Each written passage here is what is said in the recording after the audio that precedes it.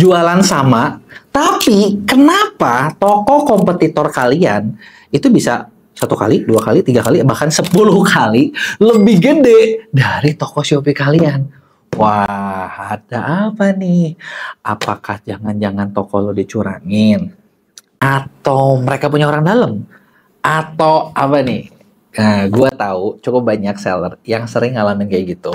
Terutama kalau misalnya jual barang-barang yang ya penjualnya banyak lah, barang-barang reselleran, bener nggak? Atau barang fashion kayak baju, sesimpel kayak gini, baju polos, ya baju polos warna putih, warna hijau, warna biru, warna merah, banyak kan yang jual.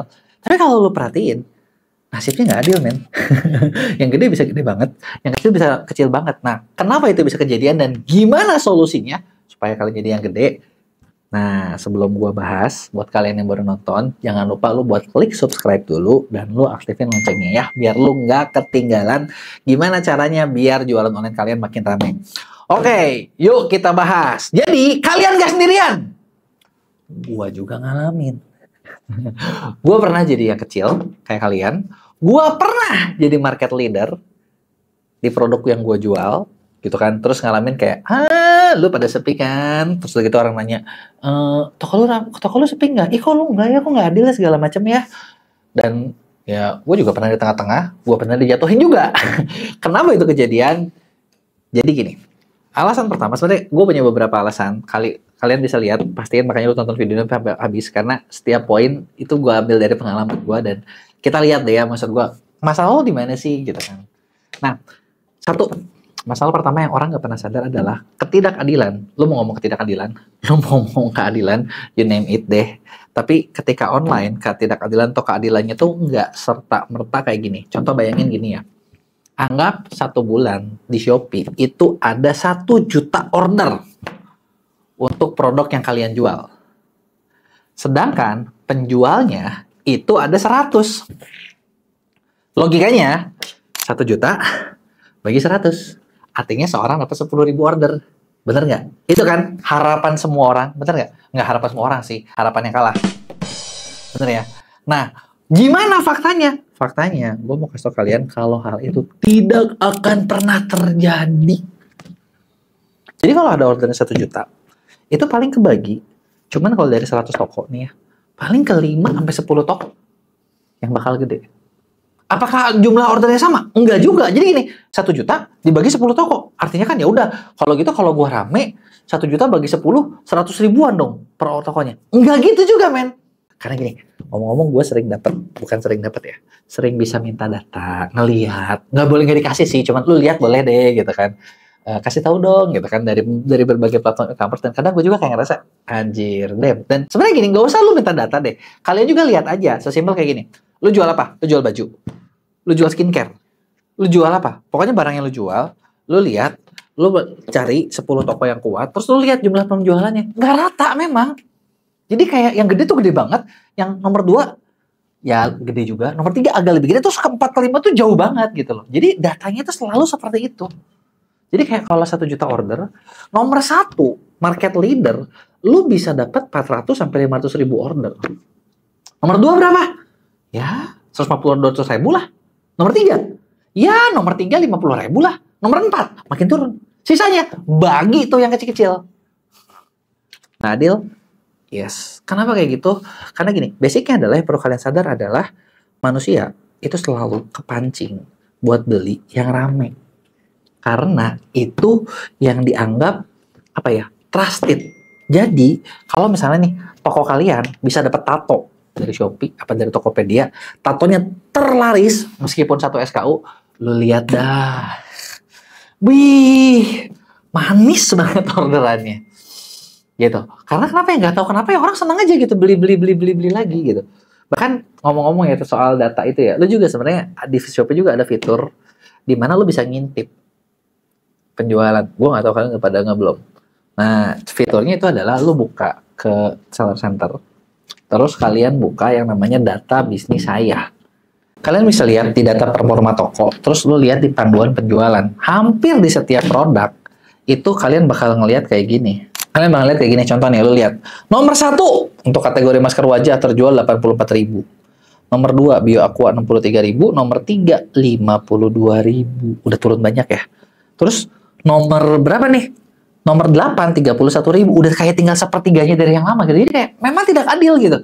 Dan itu beda kategori, beda-beda. Dan apakah makin lama makin ini bisa makin sadis, guys. Bisa makin sadis, guys. Persaingannya memang apa ya? Sekeras itu gitu. Bukan selembek itu. Memang persaingannya sekeras itu. Contoh nih, ini gue nemu yang ajib banget nih ya. Ini lo lihat di sini di data yang gue kasih lihat ini gue ngomongin kamera pocket. Nomor 1 terjual 2.500 terjualnya. Nomor 2 460.000. Itu kalau kita lihat jumlah order dari 2.500 ke 400 jauh banget gitu loh. Ya memang kalau ditanya jadi adil nggak? Memang kagak adil. Tapi memang sejak kapan hidup ini adil? Bener kan? Oke. Terus kalau gitu gimana caranya nih? Gua tahu kan kalian kan pasti oke, gua nggak mau nggak adil terus nih, gua mau naik nih. Gimana caranya biar lu naikkan itu kan? Bener. Yang kedua adalah yang lu perlu sadar juga ketika lu ngebandingin, lu lagi bandingin dengan siapa? Contoh, gue sering banget ketemu seller pemula, biasanya pemula sih. Kalau nggak pemula ya lu nggak pemula amat, tapi lu nggak sadar kalau lu tuh masih pemula gitu loh. Kenapa gue bilang kayak gitu? Karena gini, contoh ya, ada orang udah jualan lumayan lama sih, tapi nggak kuat-kuat amat. Yang lu lawan itu misalnya bisnis punyanya grup konglomerat. Contoh gini, lu bayangin kalau gue mau ngelawan bisnisnya misalnya siapa? Indo Group misalnya. Atau bisnisnya 9 naga di salah satu yang mereka udah kuat. Ya nggak mungkin lah gue menang. Baru juga gue jalan begitu ritual udah mati gitu kan. Nah di e-commerce kejadian juga guys. Contoh gini, lu punya toko lu misalnya jual tas, toko lu jual baju, toko lu jual siapa, dan yang lu lihat adalah kompetitor yang satu udah jauh lebih lama, kedua udah trusted banget, ketiga liputan medianya udah kuat, influencernya udah di mana-mana. Ya, ketika lu ngelawan dia, lu nggak bisa bilang kenapa dia rame, lu enggak. Ya memang itu mah levelnya beda gitu loh. Jadi sadar dulu, lu lagi lawan siapa. Kalau lawan kalian tidak terlawan, tidak terjangkau, ya jangan dilawan. Karena kalau kalian maju, matilah kalian. Bener nggak? Itu adalah yang kedua. Yang kadang, balik lagi yang gue bilang tadi, banyak seller, kadang kita tuh nggak sadar kalau kita lagi yang ini. Nah, terus yang ketiga, ketika lu bandingin lagi, nah sebenarnya ketika bandingin, kalau kalian mau maju, sebenarnya simple. Lu lihat, apa sih kelebihan-kelebihan dari produk kompetitor-kompetitor kalian tersebut. Misalnya, dari SKU-nya. Kadang gini, gue sering banget nemu banyak seller yang mereka tuh nggak nyadar. Nggak nyadar gini, contoh. Lu udah lawan yang lebih gede, gitu ya. Udah gitu, gambarnya kalah, ulasannya kalah, deskripsinya kalah, servisnya kalah, semuanya kalah, dan udah kalah, bilang, kenapa ya dia mah rame, gue mah nggak. Ya ilah, lu ya kagak bisa lah kalau kayak gitu, bener nggak? Jadi gini, lu lihat dari mereka, ada nggak 1, 2, 3 hal yang kalian bisa bikin lebih menonjol. Yang 1, 2, 3 hal ini, lu bikin sesuatu yang lebih bagus. Contoh misalnya sesimpel paling gampang tuh foto. Kompetitor kalian udah rame, fotonya seperti ini. Nah, kalian jangan ikutin persis. Kalian bikin yang lebih bagus dari dia gitu loh. Apa sih yang ditonjolkan gitu kan? Dan terus di sini kalian perlu lihat apa sih harapan pembeli. Caranya gimana? Lu lihat ulasan mereka, lu lihat. Tapi jangan yang bintang 5, jangan yang bintang 1. Lihatnya di bintang 2 atau bintang 3. Kenapa gue bilang bintang 2 atau bintang 3? Orang Indonesia itu mayoritas nggak bisa ngasih rating. Jadinya kalau bintang 5 dia coba bilang mantap, bintang 1 kadang barang lama juga dibilang salah seller. Bintang 2, bintang 3 cenderung bisa ngasih rating. Di situ nanti ada alasannya tuh. Nah, kalian lihat apa yang diharapin pembeli. Bisa nggak kalian atau toko kalian bikin lebih baik. Nah, ketika kalian bisa lakukan seperti itu, nah di sini kalian bisa lebih menang. Oke? Nah, terus langkah selanjutnya apa? Udah lu bandingin, lu komparasi, lu sadar dulu kalahnya di mana. Karena gini, nggak mungkin kalian ibaratnya kalah order, kalah semuanya kalau kalian nggak ada yang kalah. Itu tuh sesuatu yang nggak mungkin karena gini, ini online beda sama apa ya? Online kan B2C ya, bisnis to konsumen. Bisnis to konsumen, konsumen itu cenderung polos dan karena orangnya banyak nggak bisa dipengaruhi. Bukan B2B, yang modelnya tender. Kalau tender, lu bisa menang segalanya, tapi begitu kalian kalah satu, yang namanya orang dalam, mati lu. Ya nggak? Apalagi ternyata orang dalamnya adalah bos yang punya perusahaannya. Udah, nggak ada harapan.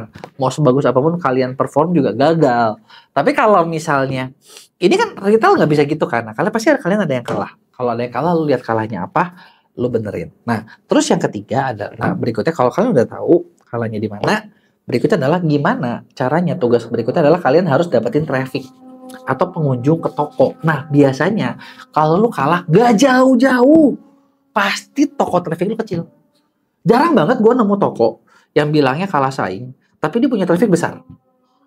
Jarang banget, karena kalau trafficnya besar udah pasti penjualannya ada. Coba deh, lu lihat traffic lu kecil apa gede, atau gini, gue mau bantu kalian buat evaluasi. Coba lu tulis di kolom komentar video gue yang ini, berapa traffic bulanan lu dan apa produk yang lu jual. Nah, nanti gue bakal bantu analisain. Kira-kira bisnis lu tuh harusnya trafficnya berapa sih? Kira-kira bisnis lu tuh harusnya ngapain sih? Gitu kan. Nah, semoga input dari gue ini bisa bantu kalian. Karena kapan lagi nih, mumpung gue bantu bikinin ya. Soalnya gini, biasanya kalau kita di MEA ya, cukup banyak seller yang awalnya kecil, kita bisa bantu berkembang dengan dua cara.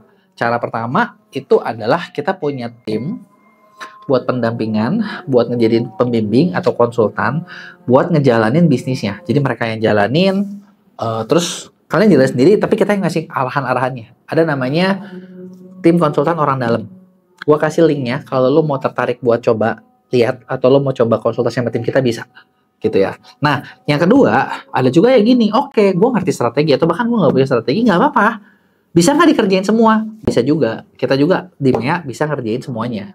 Gitu kan. Nah, cuman buat kali ini gue mau bantu kalian, makanya lu tulis di komen, kalau lu kalah, toko lu apa, produk lu apa, traffic lu berapa. Gue bakal bantu kasih tahu kira-kira kenapa alasan yang lu kalah. Jadi, tulis di komen, jangan lupa buat like, dan kirim video ini ke teman-teman lu ya.